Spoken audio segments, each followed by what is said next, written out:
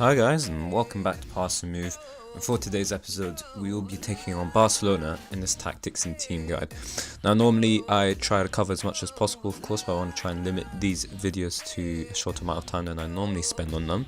And of course, I think the quickest way to get around that is actually to start with the tactics and then build backwards on it. So I've already got it set, of course, and but just generally, the things I like to do while, before building my tactics is actually just have a look at the coaching staff, see who I can trust in terms of the judgment of ability and potential. It looks like Pepe Costa is a perfect match. Normally, you want to trust your assistant manager or your head of youth development, but Pepe Costa seems to know or have really good judgment at these, so we're going to trust him.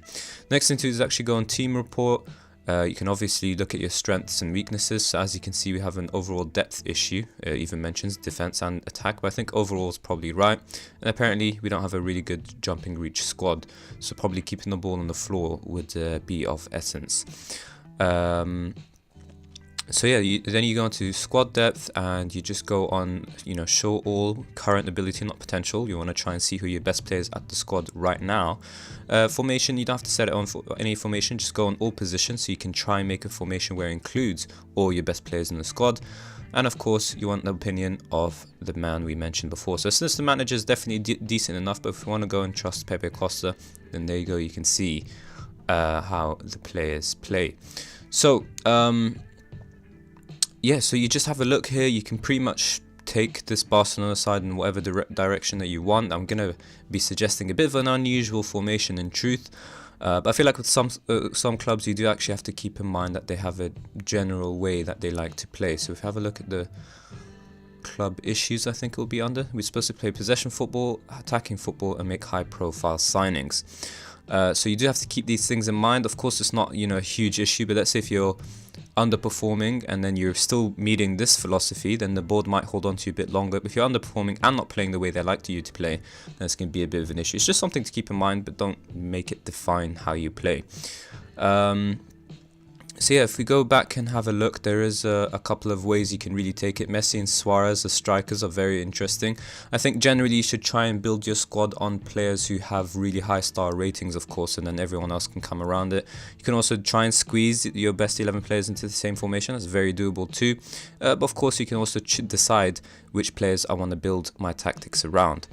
But for me, I feel like Messi and Suarez, the strikers, will bring out the best out of them. They'll both be, getting as much goals as possible. Messi can definitely still be influential from the right wing and attacking midfield. As you can see, his star rating doesn't change. But I feel like he's best as a striker if you want to try and help him score as much as possible.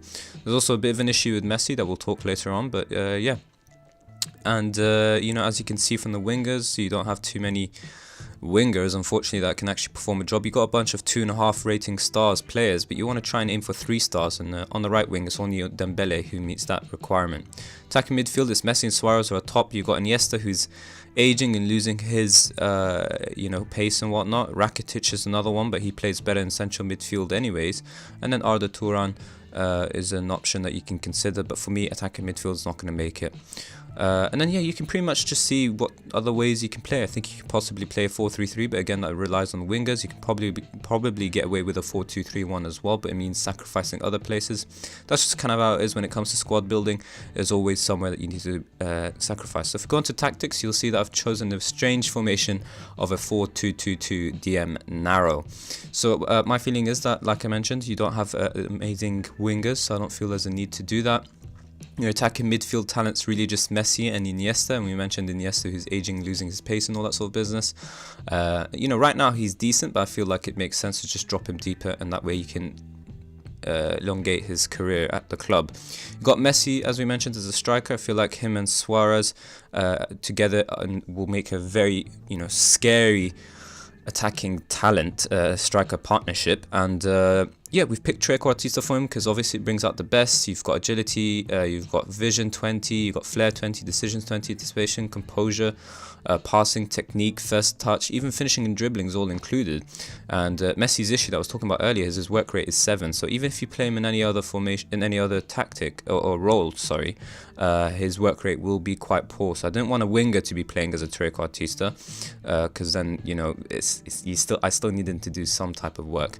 But yeah, very decent stats if you did want to play him as an inside forward, if you want to play him in attacking midfield, but this is just where I felt he'd be best, and alongside Suarez, them two should cause some serious damage. Now I know you guys have probably seen the very first thing, which is playing on counter. It was very strange, but we are trying to play possession football, and ultimately possession football is not playing risky football. So the mentality counter is there. We've got shorter passing set normally, and what you're looking for when it comes to possession football, the style of play that you're trying to implement is avoiding players or roles that cross. You want to cross less often, you want to dribble less, and you want to shoot less, and those are the general rules. You can play risky passes, you can I think that's kind of it actually. You don't, it's really risky players or creative players are completely fine. You don't need to play these sort of dull, boring roles. But we can play ball playing defender without a worry, because risky passing isn't our concern. Our main concern is working the ball into the box. In order to do that, you have to make sure your players don't cross too much, they don't dribble too much, and they don't shoot too much. So we've got some of those roles that help us cover it. But the truth is, to try and get the best out of the side, a lot of these players actually do have a tendency to dribble a lot, which is why I've included an instruction dribble less. Normally, I like to have as little instructions as possible, and so I just have it on shorter passing. You've also got, of course, Ter Stegen as a normal goalkeeper. Piqué and Umtiti are your best central defenders, so they make that partnership. You've got your wing backs here in Alba and Roberto, very comfortable with it, very capable of going down. You're looking for crosses from the byline, and the wing back on attack does that. You can definitely play a complete wing back on attack if you wanted to. I feel like that's a hint to attacking, and we do still need to maintain it. If you feel like you can go on and push up in the game, then go ahead and try the complete wing back on attack instruction. But yeah, and you've got Mascherano here on the defensive midfield on support. Is what he suits best. Busquets as a deep line playmaker on defend. He loves it the best as well. We're trying to play as many players in the most natural positions and roles, and at the same time try and help create a tactic using it. So if you just have a look at Busquets, for example, great vision, great passing, great technique, all that sort of business to be a deep line playmaker. But at the same time, he is really good in tackling and all that sort of business. So you could probably get away with playing him as a halfback, for example. But then you've got issues like balance and strength and things like that. So I think deep line playmaker helps more. But yeah, I think it's the best way. You don't want Mascherano playing in central as a centre back. He's got no jumping reach or heading, so it's a weakness people can exploit. Push him up into defensive midfield, he'll do a good job for you, and Piqué and Umtiti can enjoy their central defensive partnership. You've got Iniesta, who can definitely still do a job for you, and Rakitic is a player who's being sacrificed in terms of the role that he wants to play. He's most comfortable as a deep line playmaker, but we can't play two of those. Advanced playmakers pretty much taken up by Iniesta, who is a better player as an advanced playmaker at least, and so we've gone with the roaming playmaker for Ivan Rakitic. He's got a couple of issues like agility and balance, but mainly the main things are he's got plenty of stamina, he's got the vision, he's got the passing, he's got the positioning, all that sort of business, and he's a bit better in that role than Iniesta is, and so it might not bring out the complete best out of him, but then again, he's not the most amazing player out of the squad.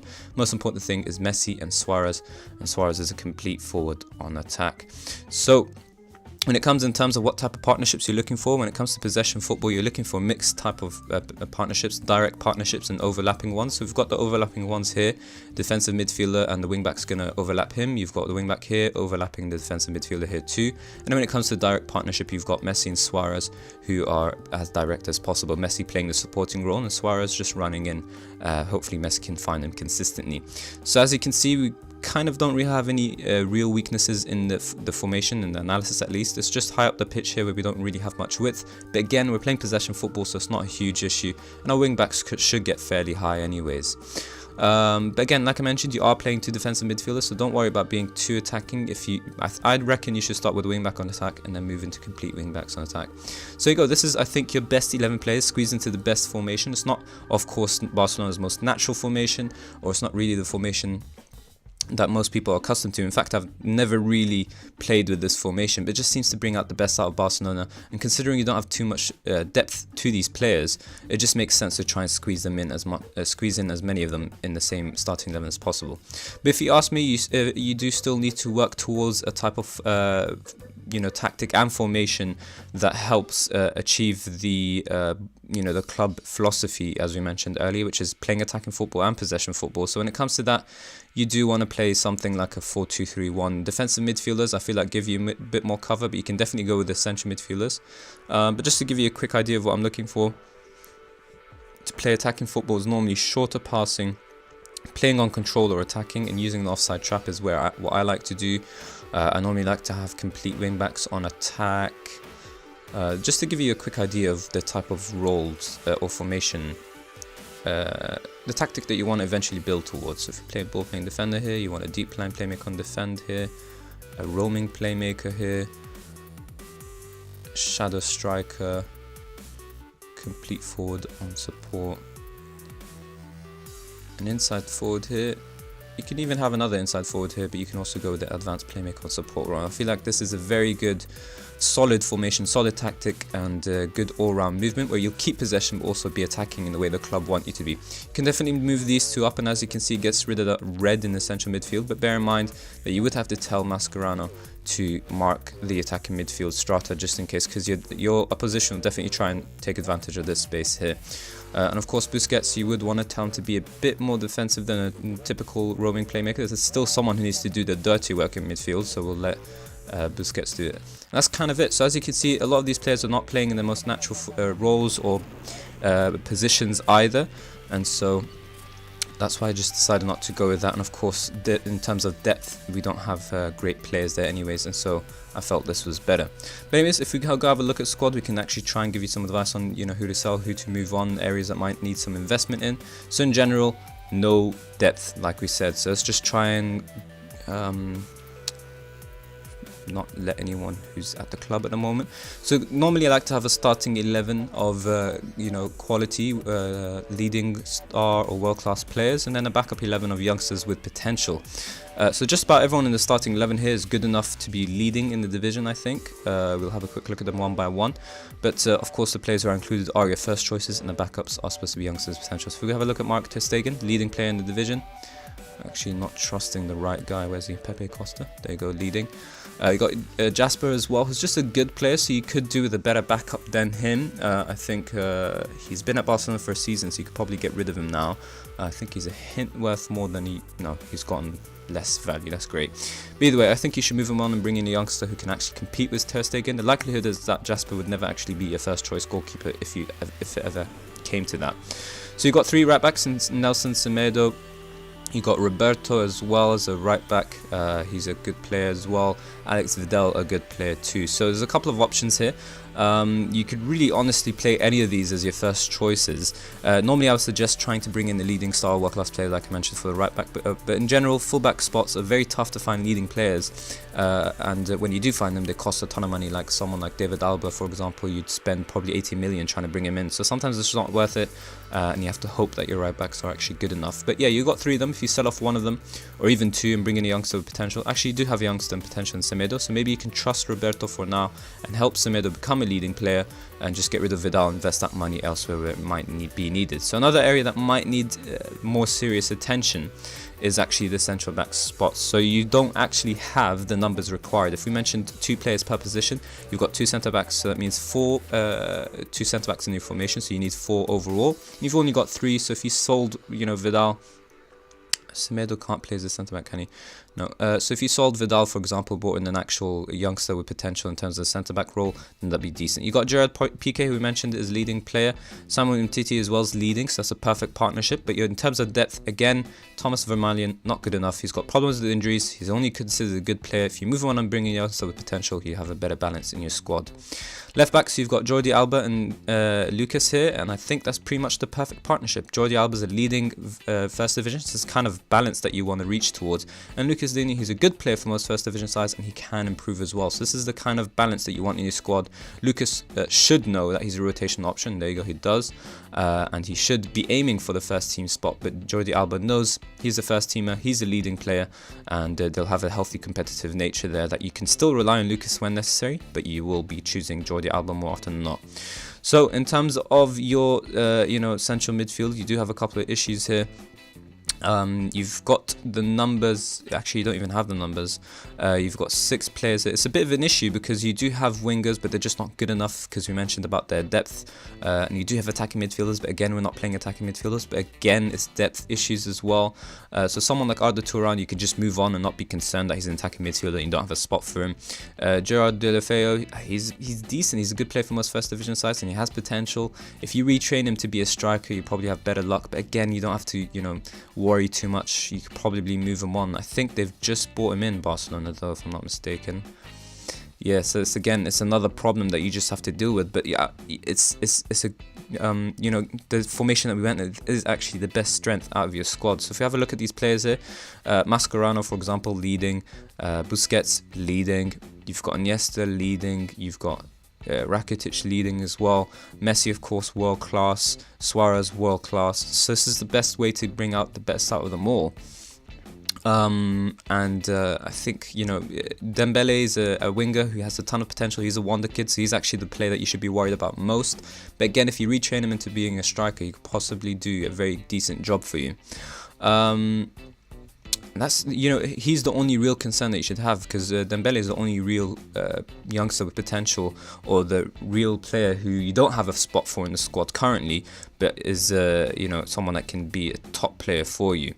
But in terms of the backups, like we mentioned, so Paulino's just a good player. You can try and move him on at the earliest opportunity. Andre Gomez, he's a backup youngster with potential, central midfielder, so it's fine. He'll suit into our side, playing as backup to Iniesta until he improves, and that's another place where you have good balance to your squad. But of course, you're lacking defensive midfield issues, so if you try and sell off some of these wingers and attacking midfielders and bring in defensive midfielders, you should have a good balance to your squad as well, because at the moment, Mascherano and Busquets don't really have backups. You've also got the likes of Rafinha, who's apparently still got a bit of potential in him, but he is 24, so it's very unlikely for him to improve a whole star's worth. But you can try and trust him and see if he improves, but again, he doesn't, you know, really have a space for you other than an essential midfield. So maybe he can play back up to Rakitic instead. You've got Turan, who we already talked about, who's just good. You've got Denis Suarez, who's another player that maybe you can try and retrain into the striker position, or even central midfield instead. And that leaves you with Paulo Alcácer as well, who's a striker. And there you go. So if you do retrain, for example, Dembele and Deulofeu, then you'll have the four or just either one of them really. You've got Paco as well, who's got a bit of potential, so you do have some decisions to make.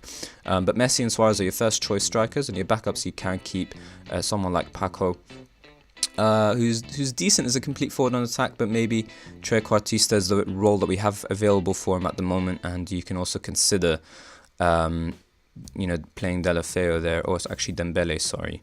But that's kind of it. So as you can see, you really can play the 4-2-3-1 formation or the 4-3-3 formation if you want, but it does it would mean that you would be leaving out some players at your side. So someone like Mascherano won't have a space in your squad if you do play a 4-3-3. You'd also have to give up playing Messi as a striker. You'd have to play him as a winger or an attacking midfielder, for example, and again, his work rate is quite poor, so you can't rely on him defensively. If he's playing as a striker and not doing anything, we're playing him as a trequartista, who typically don't do anything in the game anyways. But you know, if you play him in midfield and he's being a trequartista, then you do place a heavy burden on the players behind him, who, you know, if you have a look at your current midfield players, they're not typically known for being amazing in winning the ball back. So Mascherano is the only defensive midfielder, but he's going to be sacrificed for Busquets, of course, if you're playing a 4-3-3. But Busquets, again, prefers to be a deep line playmaker, and you've got roaming playmaker and advanced playmaker as your midfield. So it's not too much, you know, strength in there to make up, or solidity to make up for Messi playing in midfield, I think, at least. But yeah, you know, every formation that you use is always going to be some type of sacrifice being made, so I don't think it's a huge deal playing with this formation. I do feel it brings out the best out of your current squad. Just about everyone here, other than Roberto, is leading, and they are, you know, leading play for the division, and they are the best players in your squad. And until you actually get decent depth in your team, then you can start moving away. You just have to deal with this formation, and until then, you know, after you manage to get some good depth, then you can move away if you're not comfortable with it. But I think it's very defensively solid and very good attacking wise too. And the sooner you move away from playing just possession football, you want to move into attacking possession football. But yeah, so the reason why that we're not playing possession football attacking possession football straight away from the get-go is that when it comes to attacking possession football, you do need simply overlapping runs. And for Messi and Suarez to be playing side by side together, they are going to be playing a direct partnership, and we're looking for overlapping partnerships, and so it wouldn't work out, if that makes any sense. But yeah, I just feel like this would be the best for your team, and we already mentioned about, you know, Messi and Suarez playing together and the type of damage they can cause. So I feel like there's no real need to explain every single video these other tabs here that I always go through. If you have any concerns about them, you can have a look at the end of previous videos and see just how I set up scouting, training, that sort of business. But just to give you a little bit of a heads up, your finances are decent and you've got a very decent budget as well, 70 million. But if you ask me, I like to have it set in the middle, leaning towards transfer budgets. It's more like you've got 40 million to spend. And if you're wise with your transfers, you can seriously build a second string of players who are very good, potential players for your squad. But anyways, I think that's all for today's episode. So if you did enjoy it, then of course, please hit the like button and subscribe for more Daily Football Manager 2018 content. Of course, I'd love to hear your thoughts in the comments section below. And as always, guys, thank you all very much for watching.